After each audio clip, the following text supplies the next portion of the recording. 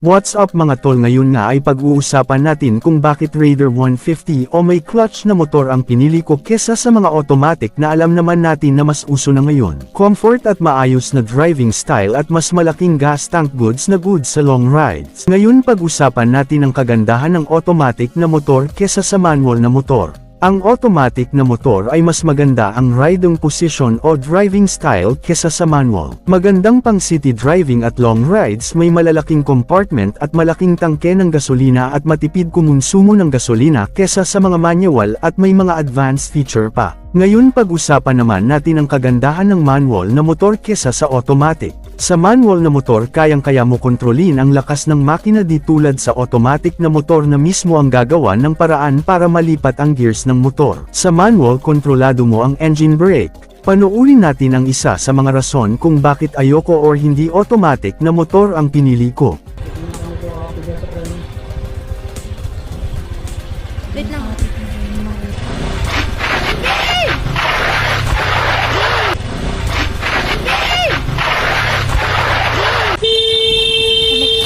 Oh my God.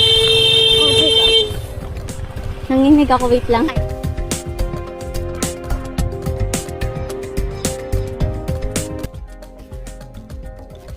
Naging usap-usapan ang viral video na to at napanood ko sa balita, kaya ngayon magbibigay tayo ng komento sa nangyari.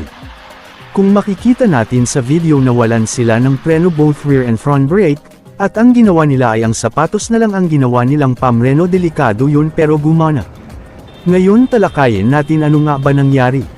Kung nakita nyo pababa ang daan, syempre mamimreno tayo pero di gumana ang preno nila, di rin gumana ang engine brake ng motor. Tama kayo nang narinig merong engine brake ang mga automatic, di nyo lang alam paano paganahin. Gagawa na lang natin yan ng video sa susunod para malaman nyo kung paano. Kapag pipili ka ng motor, wag ka lang magbase sa gusto mo, isipin mo rin kung paano mo siya gagamitin at saang lugar. Sa amin kaya may clutch ang pinili ko dahil may mga ahon o pataas na kalsada. Ang point dito ay kung sa kapatagan ka nakatira, mas okay ang mga automatic na motor. Pero kung nasa mataas kang lugar nakatira o may mga daan na pataas, mare-recommend ko sa'yo ang manual or may clutch na motor. Dahil sa manual kontrolado mo mismo ang lakas ng makina, mapapansin nyo rin na ito ang gamit ng mga tricycle drivers.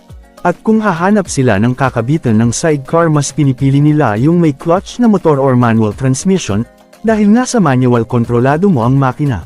Kaya wag mo base sa kung ano yung gusto mo lang, isipin mo rin kung bagay ba ang kukunin mong motor o sasakyan sa terrain o landscape ng lugar nyo. Dahil sa huli ikaw rin ang mahihirapan. Gaya na lamang halimbawa ang binili mo ay automatic pero ang lugar nyo ay mataas, puro paahon na daan. Ang magiging issue ng motor mo dyan ay preno, lalo na kung di ka marunong gumamit ng engine brake. Pero in the end kayo parent naman ang masusunod kung anong motor ang kukunin nyo.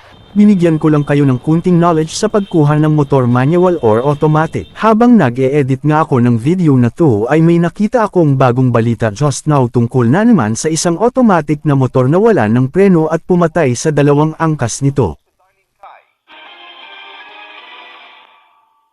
Sa saradong pintuan ng bahay na yan sa Pagadian, Zamboanga del Sur,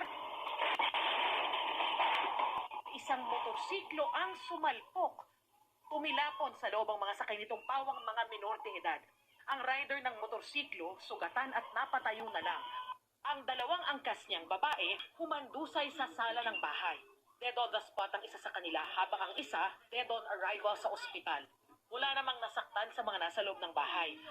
Ang nangyari nga sa kanila ay ang gaya rin ng topic natin. Di nila napagana ang engine brake kaya lahat ng bigat nila ay nasa preno, tendency di kakayanin ng preno ng motor kaya bubulosok kayo pababa. This is one of the reasons but Raider or may clutch ang pinili ko kesa sa mga matic. May engine brake nga ang matic pero di lahat ng tao marunong paganahin yun. Mag-ingat tayo sa pagmamaneho at piliin natin yung motor na tama sa kung anong daan meron tayo. Hanggang dito na lang mga tol, kung may natutunan ka pa, subscribe naman para matulungan mo rin ako.